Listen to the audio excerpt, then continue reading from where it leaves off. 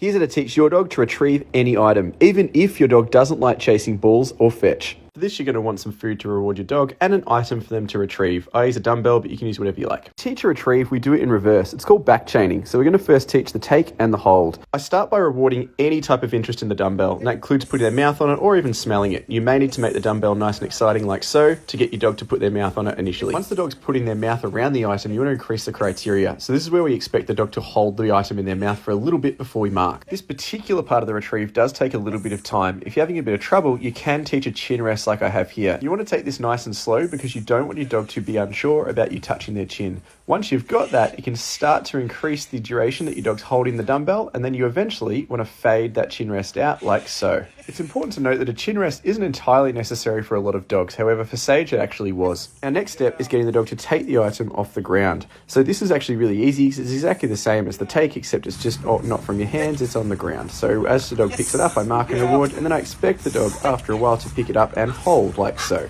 Our next step is now getting the dog to hold it and move towards me at the same time. You start by getting the dog to take the item and then encourage them to move towards you. Any type of movement towards you, mark straight away. You want to slowly make this harder and harder until the dog can really approach you and then stop and sit and hold like so. Now the fun starts. In this step, you'll put the item a little bit away and send the dog out. Once the dog grabs the dumbbell, if you've done enough practice, they should come back in like so, and you can mark and reward. Remember to start small on this. Don't go straight to throwing the item 20 meters away. Start small.